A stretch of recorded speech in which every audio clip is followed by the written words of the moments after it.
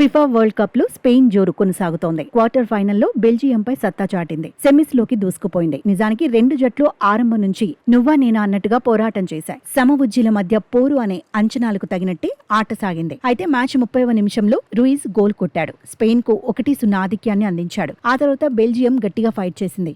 41వ నిమిషంలో కెటిలార్ గోల్ తో మెస్మరైజ్ చేశాడు. స్కోర్ ను 1-1తో సమన్ చేశాడు. దీంతో మ్యాచ్ ఫలితం ఎలా ఉండబోతోందా అనే ఉత్కంఠతో అభిమానులు ఎదురుచూశారు. సెకండ్ హాఫ్ లో రెండు జట్లు గోల్స్ చేసేందుకు వ్యూహాలకు పదును పెట్టాయి. అయినా మ్యాచ్ 87వ నిమిషం వరకు రెండు జట్లు మరో గోల్ ను సాధించలేకపోయాయి. దీంతో మ్యాచ్ డ్రా దిశగా సాగుతున్నట్టే కనిపించింది. అయితే మరో 2 నిమిషాలు పూర్తయితే పెనాల్టీ షూటౌట్ తప్పదని అంతా భావించారు. కానీ అదే సమయంలో మెరినో గోల్ సాధించాడు. స్పెయిన్ కు 2-1 ఆధిక్యాన్ని అందించాడు. దీంతో స్పెయిన్ సెమీస్ లో అడుగుపెట్టింది. సెమీస్ పోర్లో ఫ్రాన్స్ తో తలపడబోతోంది.